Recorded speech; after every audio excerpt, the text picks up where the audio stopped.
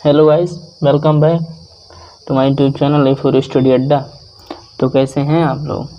I hope आप सब अच्छे होंगे। तो आज का हमारा टॉपिक है एटॉमिक रेडियस और ionic radius. Atomic radius ionic radius का पीरियड के लॉन्ग, ग्रुप के लॉन्ग क्या ऑर्डर होता है, इंक्रीजिंग कब होता है, डिक्रीजिंग कब होता है, कुछ एग्जाम्पल की बात करेंगे, बेहतरीन और मोस्ट इम्पॉर्टेंट है एक्सेप्शन की बात करेंगे। तो चलिए बिना किसी देरी के वीडियो को शुरू करते हैं। शुरू करने से पहले आपको बताते हैं, अगर आप हमारे चैनल पर नए हैं तो कृपया चैनल को सब्सक्राइब कर दीजिए और वीडियो अच्छा लगे तो वीडियो को लाइक भी कर दीजिएगा। तो चलिए शुरू करते हैं। तो सबसे पहले हम बात करेंगे एटॉमिक रेडियस की। एटॉमिक रेडियस, उसको जानने से पहले हमें तीन चीज़ें जानना बहुत ही ज़्यादा इम्पॉर्टेंट है। पहली जो है हमारी वो है कोवैलेंट रेडियस।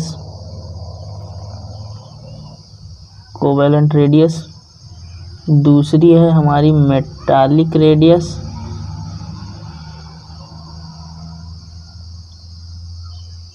तीसरी है हमारी वंडर वाल रेडियस। वंडर वाल रेडियस, तो इन तीनों में कोवैलेंट रेडियस जो होता है वो हमारे किन्हीं दो सेम दिखने वाले एटम के लिए होता है। मेटालिक दो मेटल के बीच में होता है। और वंडर वाल जो होता है हमारा मेनली इनर्ट गैस है, नोबल गैसेस, अक्रिय गैसों के लिए होता है। इनका ऑर्डर क्या है, कौन ज़्यादा स्ट्रांग है, वही हमें जानना है। तो चलिए बताते हैं आपको। छोटा करके इसको हम किनारे कर देते हैं तो आपको ऑर्डर बताते हैं। चलिए, तो ये जो वंडर वाल रेडियस है ना, वंडर वाल रेडियस ये जो है ये उन दोनों के मुकाबले ज़्यादा स्ट्रांग है। वंडर वाल radius is greater than metallic, और सबसे छोटा जो है वो है कोवैलेंट रेडियस।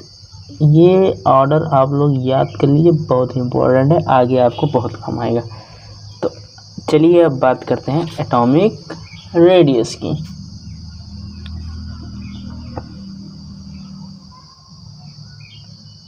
एटॉमिक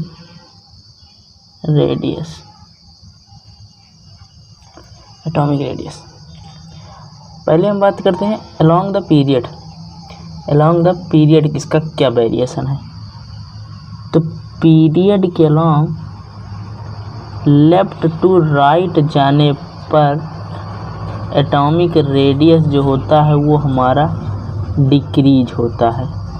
क्या होता है? डिक्रीज होता है। डिक्रीज समझाते हैं आपको हमें। देखिए, पीरियड 2 की बात करते हैं। Lithium, beryllium, boron, carbon, nitrogen, oxygen, fluorine और नियॉन। तो लेफ्ट टू राइट जाने पर रूल के हिसाब से इसको क्या कहते हैं? एटॉमिक रेडियस इसका डिक्रीज होगा। इसका कारण क्या है? न्यूक्लियर चार्ज बढ़ता है। क्या बढ़ता है? Nuclear charge. जेड की वैल्यू इसकी 3 है, इसकी 4 है, इसकी 5 है, इसकी 6, ये ऐसे इंक्रीज होता जा रहा है। तो जब न्यूक्लियर चार्ज इंक्रीज होता है तो एटॉमिक रेडियस जो होता है वो डिक्रीज होता है। इस प्रोटॉन इंक्रीज होने के कारण एटॉमिक रेडियस डिक्रीज होता है, यही इसका कारण है। तो चलिए अब आगे बात करते हैं ग्रुप के लॉन्ग बात करते हैं। ग्रुप के लॉन्ग बात करते हैं। देखिए, डाउन द ग्रुप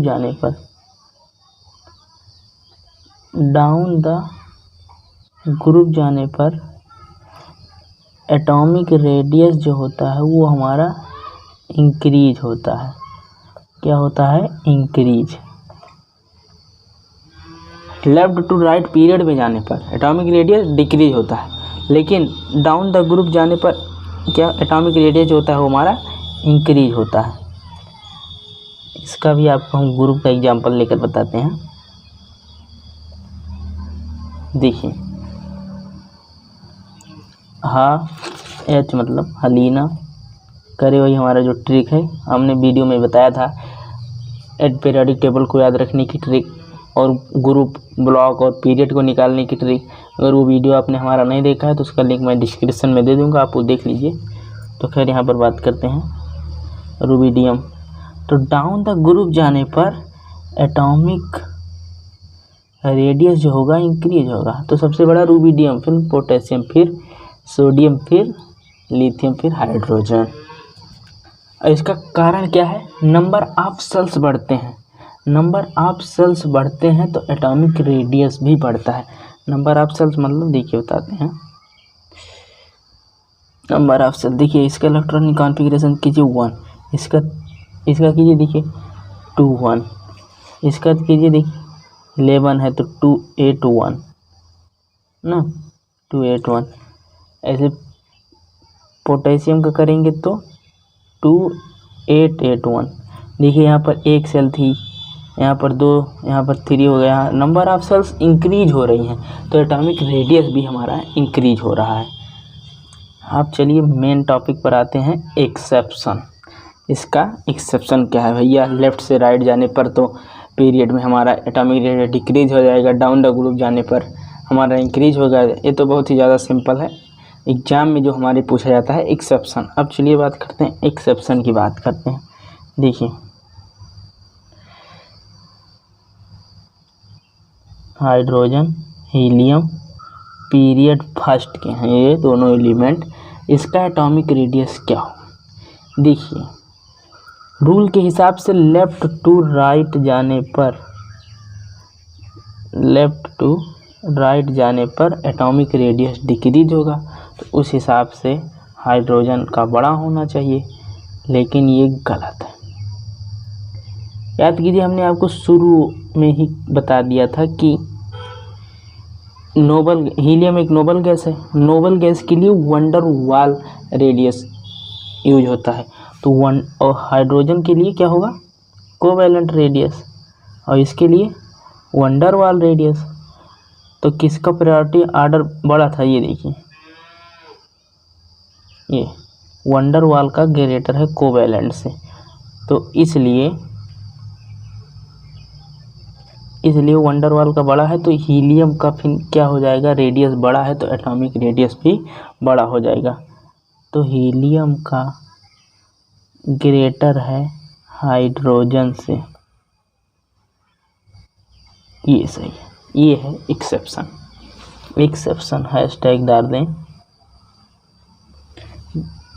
रूल के मुताबिक पीरियड फर्स्ट का एक्सेप्शन है ये पीरियोडिक टेबल में।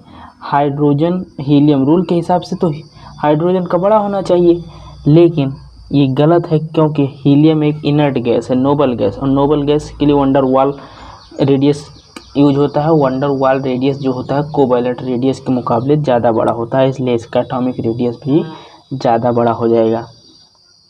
अब आगे बात करते हैं, जो शुरू में हमने आपको एग्जांपल लिया था समझाने के लिए, वही लेते हैं। Lithium, beryllium, boron, carbon, nitrogen, oxygen, fluorine, neon. इसका प्रायोरिटी ऑर्डर क्या होना चाहिए? Atomic radius left to right जाने पर ग्रुप में क्या होना चाहिए? डिक्रीज होता है तो सबसे बड़ा लिथियम, फिर बेरिलियम, फिर बोरान, फिर कार्बन, फिर नाइट्रोजन, फिर ऑक्सीजन, फिर फ्लोरीन, सबसे छोटा नियॉन का। लेकिन ये है गलत। हमने आपको क्या बताया? नियॉन एक इनर्ट गैस है, तो इनर्ट गैस के लिए वंडर वाल रेडियस अदर कोवैलेंट रेडियस के मुकाबले ज़्यादा बड़ा होता है, तो इसका एटॉमिक रेडियस भी बड़ा होगा। तो ये हमारा आकर यहाँ पर आ जाएगा और बाकी सब सेम रहेगा। तो इसका ऑर्डर क्या हो जाएगा? नियॉन बड़ा है लिथियम से, और उसके बाद वही हम कट कॉपी पेस्ट कर देंगे।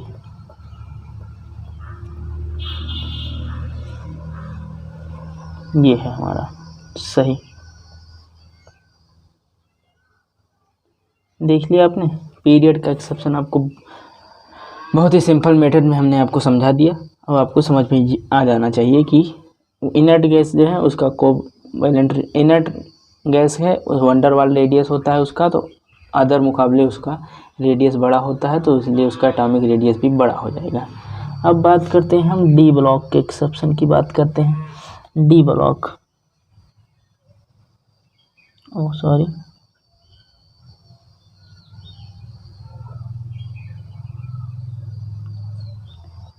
डी ब्लॉक एक्सेप्शन देखिए, डी ब्लॉक का क्या एक्सेप्शन है। देखिए पहले हम एलिमेंट लिख लेते हैं।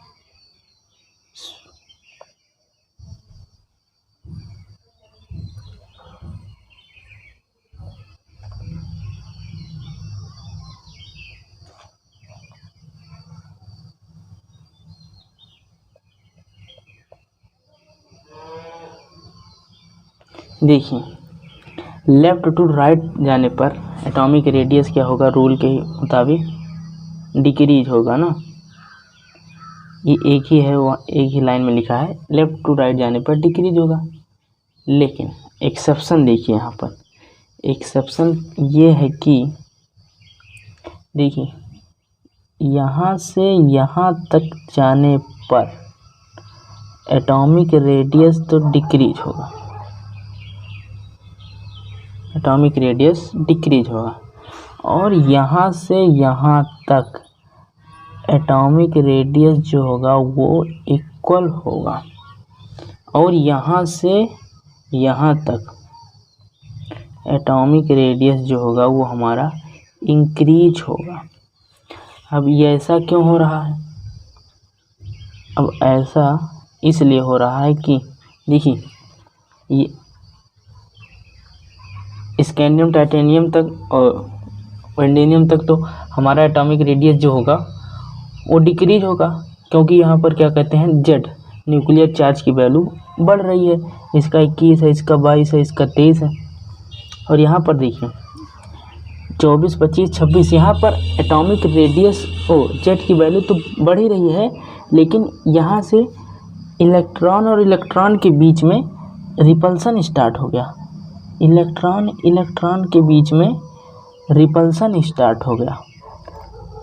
इस इलेक्ट्रॉन इलेक्ट्रॉन का रिपल्सन एक फैक्टर आ गया, और एक फैक्टर आ गया कि हमारा जेड की वैल्यू बढ़ रही है, तो दोनों हो गए टाई। इसलिए यहाँ पर क्या कहते हैं, हमारा एटॉमिक रेडियस इक्वल हो गया।